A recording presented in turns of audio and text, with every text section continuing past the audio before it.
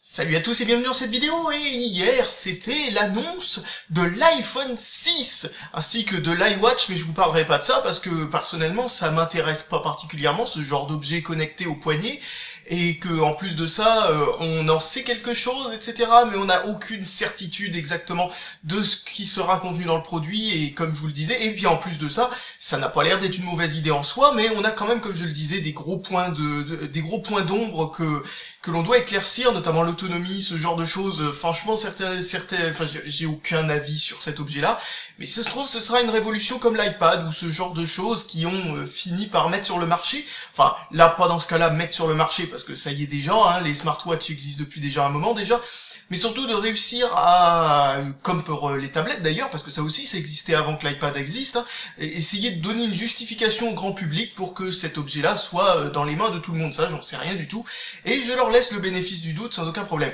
Mais nous allons parler de l'iPhone 6 dans cette vidéo, parce que c'est l'annonce qui m'intéressait dans cette vidéo, enfin pour cette vidéo, et j'avais dit avant même de faire cette vidéo, hein, bien avant, et avant de savoir ce qu'il y aura réellement dans l'iPhone 6, donc j'avais dit que je ferais une vidéo dessus parce que je m'attendais à faire des annonces, enfin en gros à dire pour une fois, enfin pas pour une fois, mais encore une fois, pour une fois depuis quelques temps, parce que c'est vrai qu'il y a pas, ça fait longtemps qu'il n'y a pas eu de grosses nouveautés dans l'iPhone, mais en tout cas je m'attendais à ce qu'il y ait des grosses nouveautés, notamment, alors je vais vous citer ce qu'il y avait en fin de compte au programme. Alors avant que l'iPhone 6 soit annoncé, il y avait donc dans les rumeurs un écran plus grand. Bon, ça c'était une rumeur que tout le monde savait que ça allait arriver. L'abandon du 4 pouces pour les nouveaux modèles, et totalement de la grosse disparition totale du 3,5 pouces, étant donné que l'iPhone 4S devrait plus être vendu logiquement. L'apparition du NFC, ok d'accord. Il y avait aussi la charge sans fil qui était au programme, ainsi que un appareil photo numérique, donc l'appareil photo intégré qui serait meilleur, genre 10 mégapixels, ce genre de choses avait été annoncé, a été rumeuré, je sais pas trop comment on peut dire ça. L'écran serait en cristal de saphir, c'est-à-dire serait quasiment incassable, etc. Et il avait aussi été dit que ce serait le même prix. Donc au vu de ce que les rumeurs crédibles donc disaient, eh bien, enfin parce qu'il y avait des rumeurs qui n'étaient pas crédibles, hein, comme par exemple le fait que l'écran n'aurait pas de bord, que l'écran ferait tout le tour du téléphone, genre sur les côtés, on sait pas pourquoi, je vois même pas à quoi ça aurait servi, enfin ce genre de choses. Mais voilà, bon, il y avait des rumeurs qui avaient l'air totalement fondées, etc. Et ça, je viens de vous en faire à peu près la liste. Donc c'était vraiment les trucs auxquels je m'y attendais. Et s'il y avait eu réellement tout ça, j'aurais dit que, c'est ce que je m'attendais à faire. Je m'attendais à faire une vidéo en vous disant que voilà, les nouveaux constructeurs vont devoir s'aligner, ils vont devoir mettre des écrans plus solides, ce genre de choses. Mais voilà, je vais vous faire la liste de ce qu'il y avait réellement dans l'iPhone 6. Bon, vous la connaissez peut-être déjà, c'est juste un écran plus grand, 4,7 pouces pour le modèle normal, et un modèle plus grand qu'ils ont appelé l'iPhone 6 Plus, qui aura donc un écran de 5,5 pouces. L'abandon du 4 pouces fait réellement partie du programme, ce qui est dommage parce que le problème avec l'iPhone, c'est que autrefois on se disait bon voilà, 4 pouces c'est le seul choix qu'on a, 3,5 pouces à la limite aussi, mais si on veut plus grand on n'a pas. Mais 4 pouces, vous voyez, c'est quand même un format qui intéresse pas mal de gens, parce qu'il y a beaucoup de gens qui trouvent qu'au-dessus de 4 pouces c'est trop grand tout simplement. Et bien l'abandon du 4 pouces c'est un peu bête, parce que au final toutes ces personnes là qui disaient que c'était trop grand, etc., vont devoir se retrouver à devoir regarder un iPhone 5S comme meilleur iPhone qui aura un écran 4 pouces, parce que a priori il y aura pas d'autres 4 pouces d'annoncés par Apple. Étonnant, mais sincèrement j'aurais préféré qu'ils fassent 3 gammes quoi de taille d'écran. À mon avis, beaucoup de gens s'attendaient à ça, mais voilà, plus de 4 pouces c'est trop grand tout bêtement. Et ensuite, l'arrivée du NFC, un truc que tout le monde attendait depuis très longtemps, parce que certaines personnes peut-être d'un peu mauvaise foi, m'ont dit que c'est grâce à Apple que le NFC va arriver chez nous, vous savez, qui va s'implanter, etc.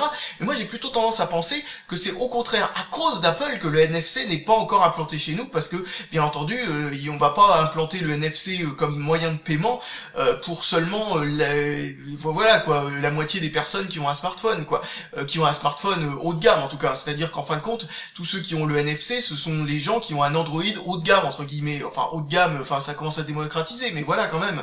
Donc bon, ça pose un énorme problème dans le sens où tous ceux qui ont un téléphone bas de gamme ou qui ont un iPhone n'ont pas le NFC chez nous, donc ça servira à rien. Mais si vous allez dans certains pays où l'iPhone fait un bid total, le NFC est déjà démocratisé depuis très très longtemps, et ça fait très très longtemps qu'on peut payer n'importe où avec, enfin pas n'importe où, mais à un grand nombre d'endroits via les communications sans fil de courte distance, c'est-à-dire le mot complet, enfin le vrai nom du NFC en gros si on traduisait en français. Alors comme vous le voyez, à cause de ce problème, c'est-à-dire en fin de compte le fait que je m'attendais à ce qu'il y ait de grandes choses et je voulais faire une bonne vidéo pour une fois pour essayer de pouvoir prouver que je ne suis pas un Apple haters comme beaucoup de gens le disent, eh bien je voulais faire une bonne vidéo parce que à chaque fois qu'un iPhone sort, enfin sauf l'iPhone 5 et l'iPhone 5S, a priori à chaque fois qu'un iPhone sort, il y a toujours des bons trucs à dire. Là il y a rien, sincèrement il y a rien.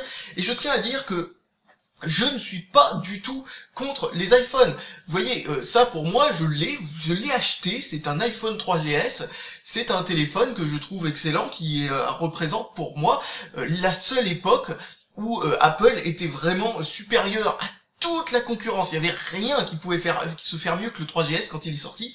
Et donc voilà, ça c'est vraiment, enfin pour moi, l'iPhone 3GS quand même est emblématique d'une grande époque pour le smartphone où ça commençait vraiment à devenir quelque chose de grand, alors que voilà, il y avait vraiment pas trop de concurrence, etc. C'était quelque chose de bien qu'avait créé Apple, quoi. Quelque chose qui au final pratiquement tout le monde avait à partir d'un moment. Exactement comme cette chose-là qui est un iPod que un spectateur m'a donné, donc, et je suis fier de pouvoir le dire, je n'ai pas honte du tout de dire que j'ai un vieil iPod en ma possession.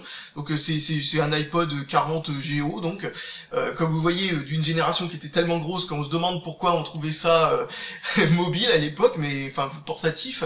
Mais voilà quoi, c'est vrai qu'à l'époque, ben voilà, ça c'était considéré comme étant ultra petit, si vous comparez à un baladeur cassette ou un baladeur CD, ça c'était extrêmement compact et extrêmement bien d'avoir ça disponible dans sa poche, etc., pour pouvoir lire de la musique, etc., etc. Ça aussi c'est une grande innovation qu'a fait Apple. Il y a aussi un autre objet que je vais vous montrer tout de suite. Cette chose-là qui est bien cachée derrière un tas de téléphones, etc., que j'ai pu tester petit à petit, qu'est-ce que c'est? C'est une Apple Image Writer première génération, un truc qui est vachement vieux, donc ne me dites pas que je suis un Apple haters, parce que c'est totalement faux, enfin, Apple haters c'est le mot que je donne, parce que franchement, ce truc-là, il était arrivé dans un tel état chez moi qu'il a fallu que je le recolle à la superglue, donc imaginez quelqu'un qui est capable de pouvoir prendre une vieille machine comme ça, de la recoller, de la consolider, de la réparer, etc., pour pouvoir en fait en faire en sorte qu'elle soit fonctionnelle et qu'elle fonctionne, enfin qu'elle puisse fonctionner, parce que regardez ici, là il y a des grosses cassures dans le plastique, ce genre de choses. Enfin bref, vous voyez ce que je veux dire, quoi. Sincèrement, pensez-vous que quelqu'un qui déteste cette marque au point de pouvoir dire des choses que vous considérées comme fausses, parce que c'est totalement faux, hein, par exemple, enfin ce que je veux dire, c'est totalement faux que j'essaye comment dire, de plomber cette marque ou ce genre de choses, parce que sincèrement, voilà quoi, hein, dites-moi pas que quelqu'un qui déteste cette marque est capable de perdre autant de temps à réparer un vieux truc pareil, juste parce qu'il a envie d'avoir un objet plus ou moins de collection ici. C'est une imprimante A3 de chez Apple, c'est la première qui pouvait imprimer des images en couleur, pas vraiment la première, mais l'une des premières en tout cas, c'est la première qui était disponible pour les ordinateurs Apple en tout cas. Donc voilà, ça, il y aura une vidéo sur cet objet d'ici quelques temps en tout cas, enfin, j'espère. Et donc voilà, bon, j'espère que ça aura clarifié pour vous que ce que j'essaye de faire, ce n'est pas de plomber la marque, hein, bien entendu, c'est de lui offrir le même type de traitement que ce qui est offert aux autres marques. Parce que bizarrement, quand il s'agit d'Apple, eh bien bizarrement, bah voilà, il faut taire les défauts, faut taire tout, faut taire les évidences. C'est du bouchage d'oreilles à l'échelle industrielle, et moi j'aime pas, donc je préfère citer les vérités et aller jusque là. Donc bon, bref, je vais sortir de mon KGB et je reviens au bon endroit. Bon, donc voilà, j'espère que ça vous aura convaincu, mais si ce n'est pas le cas, eh ben je peux vraiment rien faire pour vous, hein. Sincèrement, je peux rien. Enfin, en tout cas, qu'est-ce que je disais à ce propos? Oui, donc quand j'ai vu la réelle liste des nouveautés qu'il y avait dans l'iPhone 6, eh bien là je me suis dit, oh mon dieu, est-ce qu'il faut vraiment que je fasse une vidéo là-dessus? Parce que sincèrement, je me suis dit, mais non, c'est pas possible. Moi qui voulais faire une vidéo pour essayer d'enfin donner des bons points, et parce que en fin de compte, j'ai pas tellement l'occasion de citer de bons points, comme je vous l'ai dit, dans les produits Apple actuels. Hein. Sincèrement, y a pas grand-chose. Le prix est horrible. Enfin voilà, rien que le prix suffirait déjà à dire que c'est pas possible, quoi. Mais sinon, voilà, quand on est une entreprise qui s'amuse à mettre ses produits à un tel prix quoi, c'est-à-dire mettre à la plus haute marche sur sur la globalité des téléphones disponibles sur le marché, quoi, tout simplement, eh bien, il faut avoir quelque chose à justifier, quoi. Il faut quelque chose pour le justifier. Et là, donc, moi, je comptais faire une vidéo, donc, en disant que, voilà, je vais reprendre la liste des trucs qui ont disparu, en fin de compte, dans la version finale du produit, parce que, a priori, il y avait vraiment des trucs qui ont été faits, notamment l'écran incassable en cristal de saphir, donc, eh bien, certains écrans ont été sortis des usines, donc ont été testés, etc., ont été même montrés en vidéo, etc. Enfin, des trucs qui, on voit bien que c'est pas du Gorilla Glass ou des trucs comme ça, c'était ultra bien plus solide. Ou en tout cas, si c'était du Gorilla Glass, c'était peut-être du Gorilla Glass 3, mais la personne qui l'a montré était de très mauvaise foi et a trouvé des astuces pour faire passer le Gorilla Glass 3 pour plus solide qu'il ne l'est réellement, mais en tout cas, ça paraissait vrai, quoi, ça paraissait vraiment vrai. Et donc, je me disais, ça justifierait le prix, surtout si le prix est le même, comme ce qui avait été dit dans les rumeurs. Malheureusement, le prix n'est pas le même, il est 100 € plus haut, pour seulement, je le rappelle, un écran plus grand. Rappelez-vous, plein de téléphones, notamment celui-là qui coûte que 137 €, ont des écrans 5 pouces, donc voilà, et 720p d'ailleurs aussi, par la même occasion, donc voilà, bon, on voit pas pourquoi il faudrait mettre 100 € de plus dessus, parce que ils pourraient rogner 10 € dans la marge qui se font pour mettre un écran un petit peu meilleur, et sincèrement, ils verraient même pas la différence sur ce qu'ils gagnent à l'arrivée, quoi. On voit bien qu'on essaye, je sais pas, on a l'impression qu'ils essayent de voir jusqu'où les gens iront, avant de dire, non, c'est scandaleux, on arrête d'acheter, quoi. Alors que c'est déjà scandaleux depuis je sais pas combien de temps, on comprend pas, quoi. Enfin, moi je trouve ça scandaleux depuis déjà je sais pas combien de temps, hein. Je veux dire, enfin voilà, quoi. Imaginez les gens qui ont pas encore fini de rembourser leur hypothèque pour, enfin j'exagère bien entendu, mais qui ont pas fini de rembourser leur hypothèque pour leur iPhone 5 et qui se retrouvent maintenant à devoir faire une deuxième hypothèque sur leur maison et devoir hypothéquer leur dernier enfant pour pouvoir s'acheter l'iPhone 6 Plus, quoi. Non mais c'est n'importe quoi, et tout ça pour avoir un écran de la même taille que tout ce que les autres constructeurs peuvent proposer sur le marché actuellement. Alors l'appareil photo 10 mégapixels a lui aussi disparu a priori, et donc c'est exactement le même que celui-là qu'il y avait sur le 5S, qui était déjà le même pratiquement, il me semble, ou quand même carrément le même, j'en sais rien exactement, je me rappelle plus si, en tout cas ils font tous les deux 8 mégapixels entre le 5 et le 5S, et a priori en dehors de l'application photo, il n'y a pas eu de modifications qui ont été faites au niveau hardware sur l'appareil photo. Donc en gros c'est le même depuis 3 générations, et il s'est fait rattraper par tout le monde, quoi, hein. On peut prendre des téléphones portables de la génération précédente, genre par exemple, je parle chez Android, comme par exemple le LG G2 par exemple, a un meilleur appareil photo, ou le HTC One, que ce soit l'ancienne version, le M7 ou le M8, a là aussi un appareil photo supérieur à celui-là qui est proposé par l'iPhone 5S. Donc c'est bizarre de pas avoir légèrement augmenté, parce que la qualité qu'il y avait là-dedans, même si c'est pas fondamentalement un mauvais appareil photo, mais encore une fois, hein, ils ont rajouté du 100 € au prix, donc voilà, quand même. La recharge sans fil, c'est un truc qu'il y a depuis très longtemps, notamment le Nexus 4, qui est un téléphone qui est lui aussi 4,7 pouces, qui en fait il ressemble énormément en matière de liste de caractéristiques à ce qu'il y a dans l'iPhone 6 normal, sauf bien entendu à quelques points près, notamment les performances du processeur sont bien plus hautes dans l'iPhone 6, il manquerait plus que ça, quoi. Mais bon, voilà, quoi. Donc voilà, donc ça c'est des trucs qui ont disparu, donc sincèrement maintenant il me reste plus qu'à travailler pour essayer de dire du bien d'Apple. Il me reste plus que écran plus grand, ce que tout le monde fait, NFC, ce que tout le monde fait, et l'abandon du 4 pouces, ce que tout le monde fait à mon grand désarroi. Donc ok, bah j'ai vraiment rien à dire, hein. Je suis désolé, mais vraiment j'ai rien à dire du tout sur ce téléphone, quoi. C'est incroyable, mais voilà, quoi. Donc qu'est-ce que je fais? Est-ce que je continue à énumérer la liste des déceptions qu'il peut y avoir sur ce téléphone-là, ou est-ce que je m'arrête là et je vous dis tout simplement, débrouillez-vous, si vous avez envie de l'acheter, achetez-le, moi j'en ai rien à faire, mais sincèrement, ne comptez pas sur moi pour vous trouver des justifications pour acheter ce truc-là, hein, sincèrement. Alors un autre truc que je peux dire, que j'ai oublié de dire, c'est la résolution de l'écran. Alors l'iPhone 6 Plus est le premier iPhone depuis l'iPhone 3GS à utiliser une résolution d'écran standard. Pouf, 1080p, du vrai 1080p, tout bêtement 1080p, hein, pas plus, pas moins, 1080p. Et alors là, je leur dis félicitations, c'est une très bonne chose. Problème, l'iPhone 6 classique a une résolution complètement bizarre qui est juste un tout petit peu au-dessus du 720p, c'est du 750p entre guillemets, donc complètement injustifiable étant donné que 720p et 750p on verrait pas la différence sur du 4,7 pouces. Et que voilà quoi, on peut trouver des, enfin on verrait pas la différence entre ces deux-là. Par contre, on verrait la différence sur un écran de cette taille-là entre 720p et 1080p. Donc c'est complètement débile. Je comprends pas pourquoi ils ont pas décidé de standardiser ça et faire en sorte que les deux soient 1080p.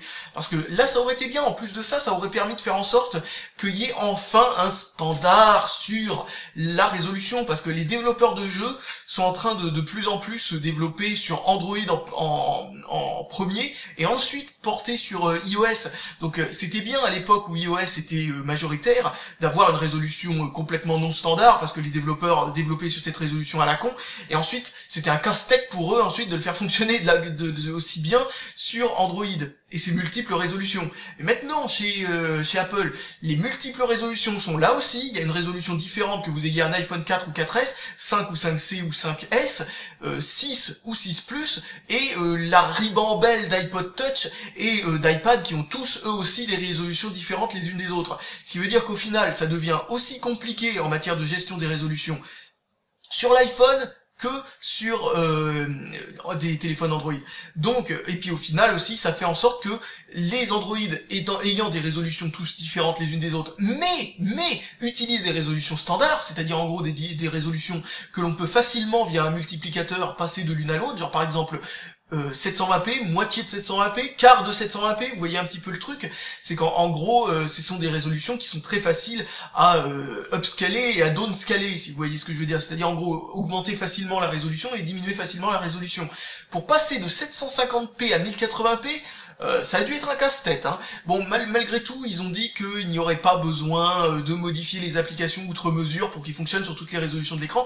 Donc je suppose qu'Apple a dû faire comme Android, c'est-à-dire en gros faire en sorte que le système d'exploitation se charge de ça, et ce qui veut dire qu'au final, ça enlève aussi des mains des développeurs une partie de ce qui faisait aussi l'attrait d'iOS, c'est-à-dire le fait que les applications étaient optimisées pour la résolution d'écran et non pas avaient besoin comme ça d'une sorte de manipulation software au niveau du système d'exploitation comme le fait Android. Bah maintenant les deux sont exactement sur le même pied d'égalité, donc c'est pour ça que je trouve que c'est bête, ils auraient dû mettre 1080p pour tout le monde, je sais pas, ça aurait été excellent, vous prendre la résolution la plus utilisée chez les iPads par exemple, et la copier-coller sur sur ces autres trucs, comme ça aurait fait la même résolution que les autres, et ça aurait permis de rendre beaucoup plus simple la réalisation de programmes pour ce genre de choses.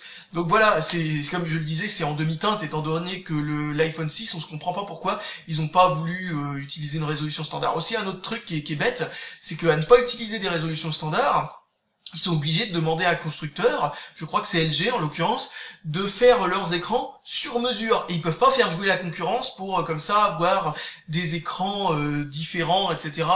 Et choisir ensuite celui qui propose le meilleur rapport qualité-prix pour faire baisser le prix de l'iPhone ou ce genre de choses. Et c'est pour ça que je trouve que le 1080p, qu'ils aient choisi ça doit être un pas dans la direction de la standardisation pour Apple. Peut-être que les prochains iPhone 7 peut-être, etc. auront que des écrans standards parce que ça leur permettra comme ça de pouvoir avoir plus de bénéfices sur leur téléphone et comme ça du coup pouvoir choisir plus facilement l'écran qu'ils ont envie d'utiliser. Enfin vous voyez ce que je veux dire quoi, utiliser les mêmes écrans que les autres constructeurs plutôt que de se borner à avoir des résolutions un peu bizarres. Donc voilà, bon bah je pense que j'ai plus rien de spécial à dire sur cette vidéo. J'espère que ça vous aura pas trop froissé, parce que ce que j'ai dit c'est tout simplement ce que l'on peut en déduire en lisant tout ce qu'on veut, quoi. Hein. C'est un avis sans mauvaise foi, mauvaise foi dans un sens ou dans l'autre, c'est-à-dire ni pour faire genre il y a des nouveautés géniales là où il y en a pas, ou dire qu'il y a des trucs bêtes là où il y en a pas. Hein. Je vous ai dit objectivement ce que je pensais de ce qui avait été annoncé, et je n'ai pas essayé de grossir les traits ou ce genre de choses. Hein. C'est juste les implications de ce qu'ils ont fait, et surtout le fait que que je trouve extrêmement dommage, parce que là ils ont loupé une occasion de pouvoir marquer un gros coup en faisant un téléphone, parce que moi un truc que je croyais, c'est que s'ils ne faisaient pas plus de 4 pouces, je pensais que c'était parce qu'ils se disaient oh c'est trop fragile les écrans quand ils sont de grande taille, etc. Eh bien ce qu'on va faire, c'est qu'on va attendre de pouvoir faire des écrans plus solides avant de faire des téléphones avec des écrans plus grands. Bah non, au final ils ont utilisé exactement le même type d'écran que ce qu'il y avait dans le 5S, mais en plus grand, donc au final bah il y a encore une fois il y a aucune justification par rapport à un téléphone Android qui utiliserait lui aussi un écran de cette même taille ou plus grand, qui serait fait donc dans la même matière, c'est-à-dire du Gorilla Glass 3 tout simplement, hein. Enfin a priori c'est du Gorilla Glass 3, hein, c'est pas je sais que les anciens iPhones n'utilisaient pas du Gorilla Glass 3 mais du Gorilla Glass d'ancienne génération, donc voilà, mais bon voilà, donc logiquement ça devrait être du Gorilla Glass 3 parce que ça serait suicidaire de sortir un écran si grand en Gorilla Glass 1 ou 2 quoi, mais bon voilà. Bon bah je pense que j'ai plus rien de spécial à dire encore une fois, et je vous dis salut à tous et à la prochaine.